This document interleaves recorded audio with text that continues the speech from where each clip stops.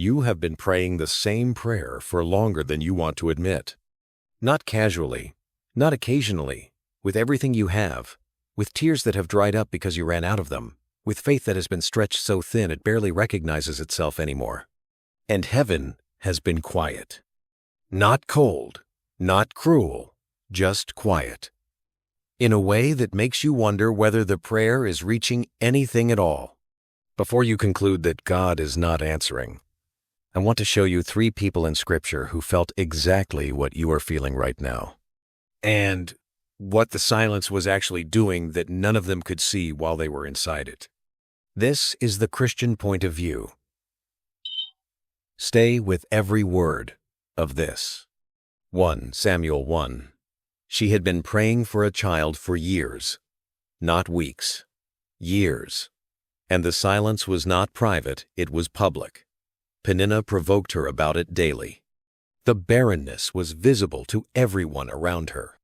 And one day she went to the temple and prayed a prayer that was different from every prayer that came before it. Not louder, not longer, different in posture. She made a vow.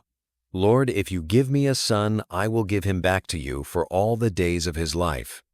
That sentence changed everything, not because it was a transaction, but because it revealed something that had shifted in Hannah's interior. She stopped holding the answer and started holding God.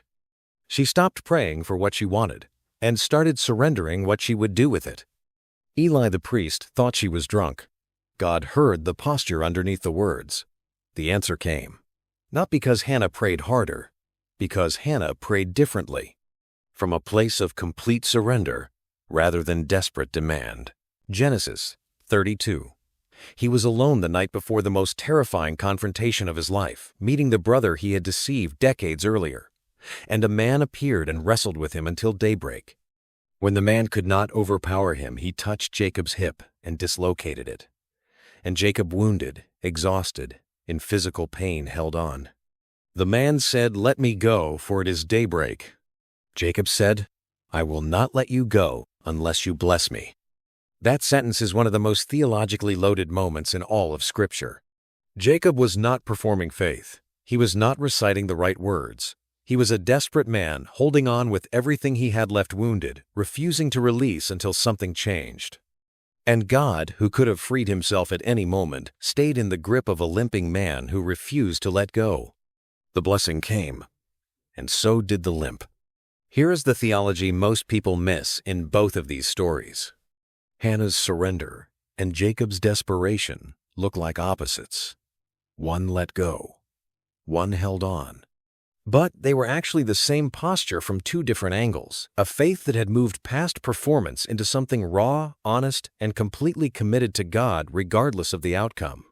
That posture, not the length of the prayer, not the volume, not the years of faithfulness, is what preceded the answer. Matthew 15. A Gentile woman came to Jesus with a desperate request. Her daughter was severely tormented. She asked for help. Jesus ignored her.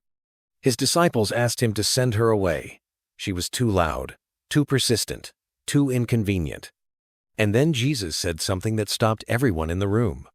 "I was sent only to the lost sheep of Israel." She was not Israel. She had no claim, no covenant, no theological standing to make the request she was making.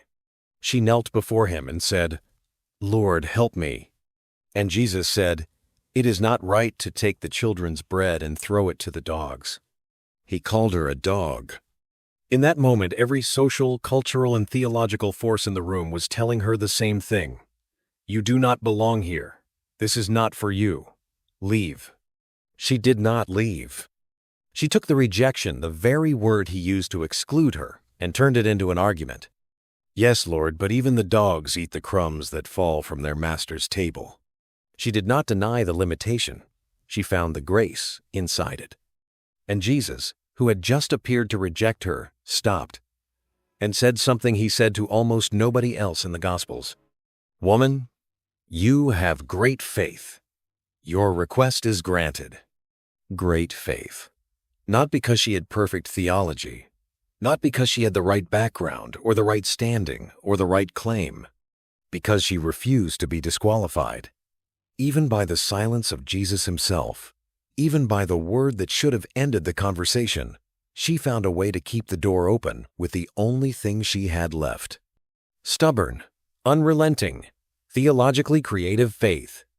And the answer came in the same moment the rejection did.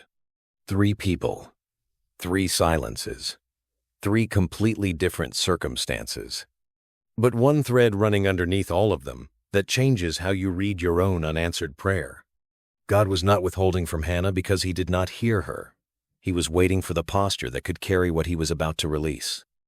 God was not trying to break Jacob. He was waiting for a faith that would hold on through the wound. God was not rejecting the Syrophoenician woman. He was waiting for a faith that would not be disqualified by the silence. The silence was never the answer. It was the preparation for the person who needed to be ready to receive it. So before you conclude that God is not answering, ask honestly, is the prayer different yet? Is the posture surrendered yet? Is the faith stubborn enough to hold on through the wound and creative enough to find grace inside the rejection? Because God was not silent. You were not positioned yet.